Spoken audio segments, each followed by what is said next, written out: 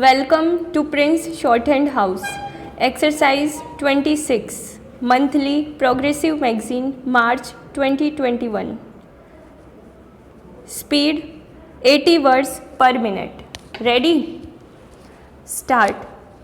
Notwithstanding anything contained in subsection 1, the last sale or purchase of any goods preceding the sale or purchase occasioning the export of those goods out of the territory of India shall also be deemed to be in the course of such export if such last sale or purchase took place after and was for the purpose of complying with the agreement or order for or in relation to such export. The crucial question is whether the stated sales can be deemed to have taken place in the course of import of the goods into the territory of India before the goods had crossed the customs frontiers of India, which is the core requirement of section 5, subsection 2 of the CST Act.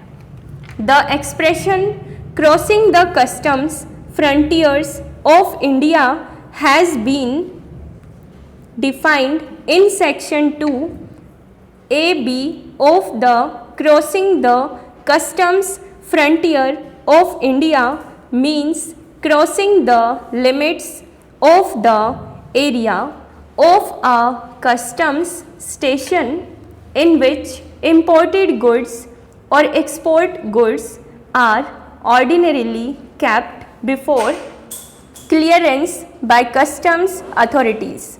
CST Act, which reads as this definition refers to the expression customs station, which in turn refers to customs port, customs airport and land customs station as defined in the Customs Act. We may usefully refer to sections 2 subsection 10 of the Customs Act as applicable for the present cases, which read as 1. Customs airport means any airport appointed under clause A of section 7 to be a customs airport. 2. Customs area means the area of a customs station and includes any area in which imported goods or export goods are ordinarily kept before clearance by customs authorities. 3. Customs port means any port appointed under clause A of section 7 to be a customs port and includes a place appointed under clause AA of that section to be an inland container depot. 4. Customs station means any customs port, customs airport or land customs station, and land customs station means any place appointed under clause B of section 7 to be a land customs station. In addition, we may also refer to section 7 of the Customs Act, which postulates appointment of customs ports, airports, etc. The same reads as appointment of customs ports, airports, etc. The central government may by notification in the official gazette appoint 1. The ports and airports which alone shall be customs ports or customs airports for the unloading of imported goods. We have no hesitation in accepting the argument of the respondents that being a taxation statute, strict interpretation of these provisions is inevitable.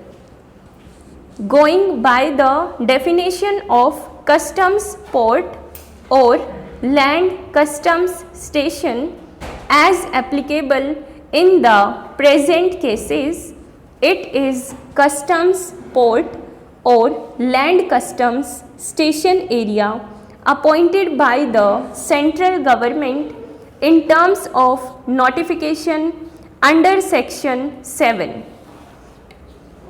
It is not the case of the appellants that the bonded warehouses where the goods were kept and the stated sales took place by appropriation of the goods threat were within the area notified as customs port and land customs station under section 7 of the Customs Act. As the stated goods had travelled beyond the customs port or land customs station at the relevant time in law, it would mean that the goods had crossed the customs frontiers of India for the purposes of the CST Act.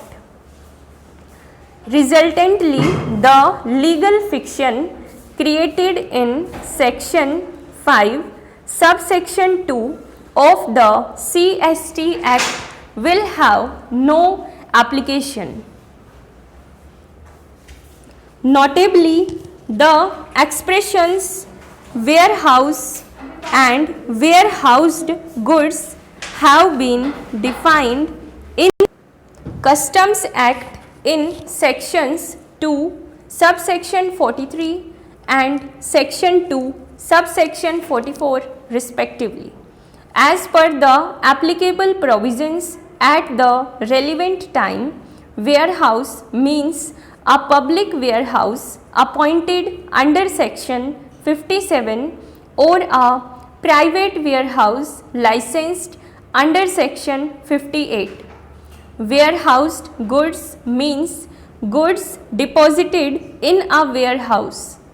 As aforesaid, there is nothing to indicate that the bonded warehouse where the stated goods were kept by the appellants and eventually sold formed part of the customs port or land customs station.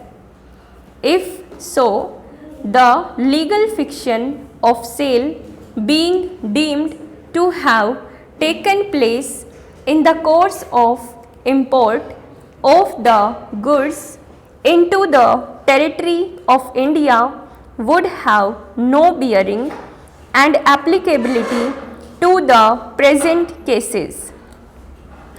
To get over this position, emphasis was placed by the appellant on the exposition in the Indian Tourist Development Corporation, which had considered the situation where the goods were kept in the bonded warehouse and were made available in the duty-free shops for sale.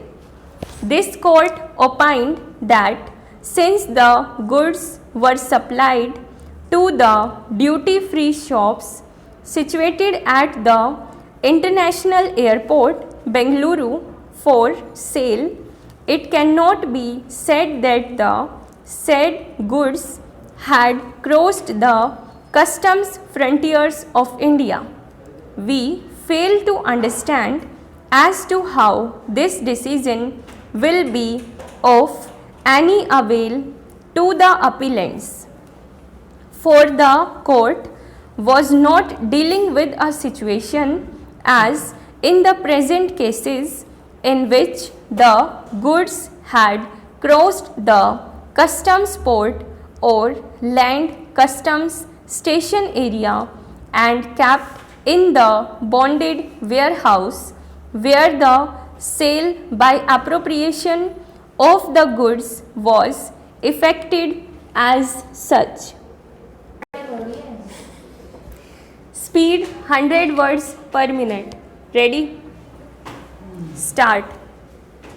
Notwithstanding anything contained in subsection 1, the last sale or purchase of any goods preceding the sale or purchase occasioning the export of those goods out of the territory of India shall also be deemed to be in the course of such export if such last sale or purchase took place after and was for the purpose of complying with the agreement or order for or in relation to such export.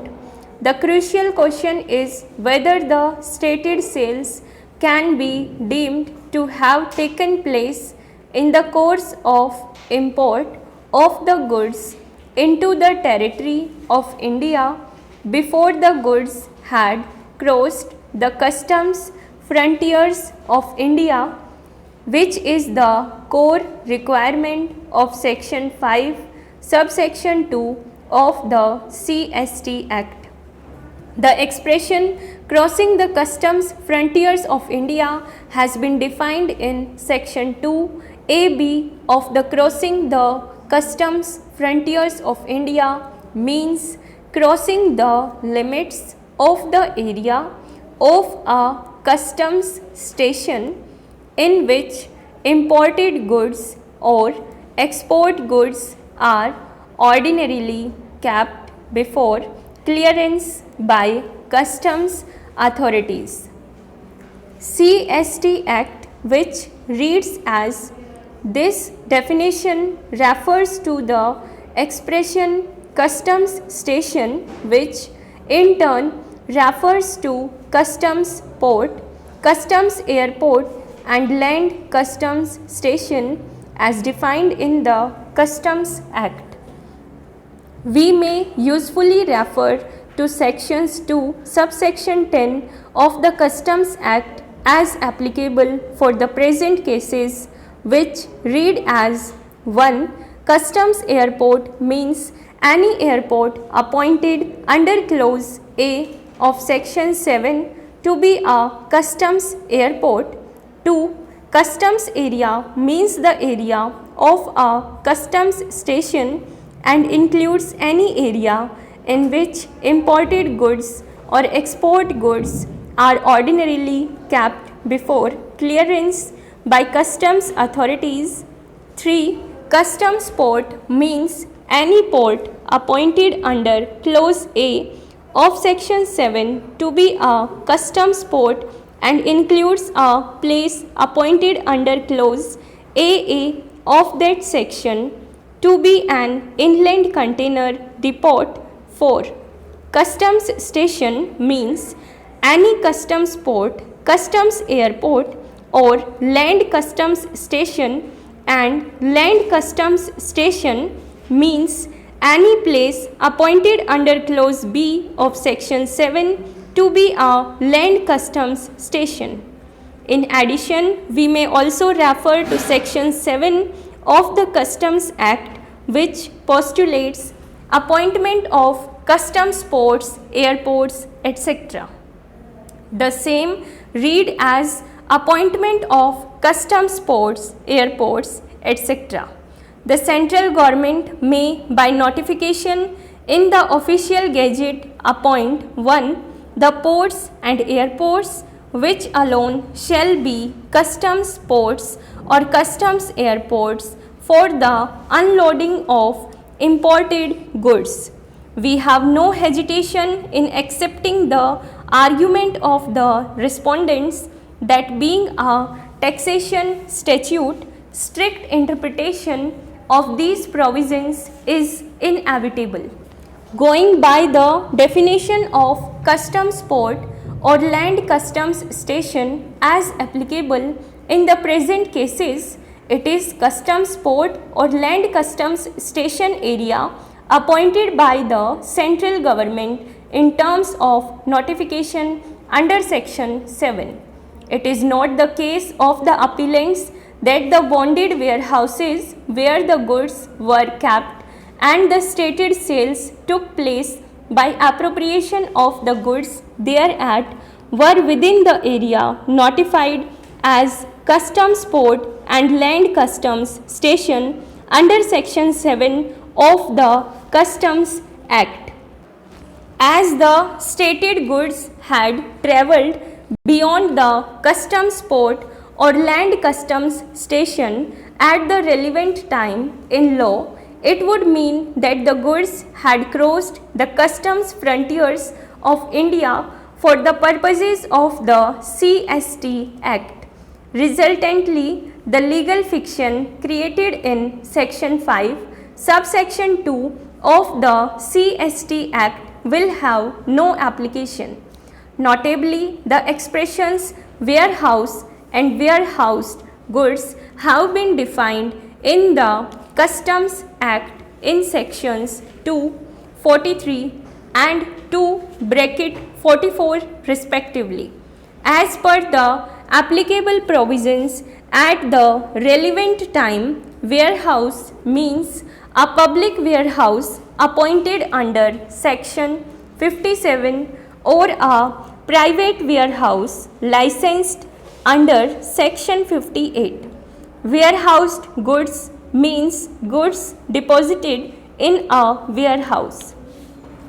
As aforesaid, there is nothing to indicate that the bonded warehouse where the stated goods were kept by the appellants and eventually sold formed part of the customs port or land customs station.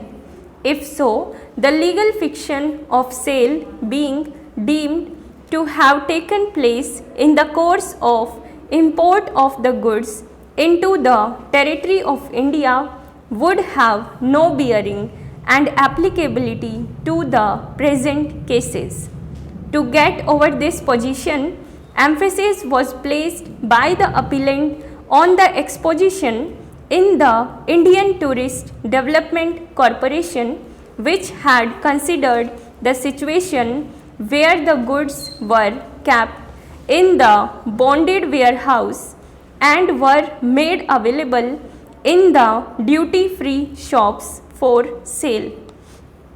This court opined that since the goods were supplied to the duty-free shops situated at the International Airport, Bengaluru for sale, it cannot be said that the said goods had crossed the customs frontiers of India. We fail to understand as to how this decision will be of any avail to the appellants, for the court was not dealing with a situation as in the present cases in which the goods had crossed the customs port or land customs station area and kept in the bonded warehouse where the sale by appropriation of the goods was effected as such.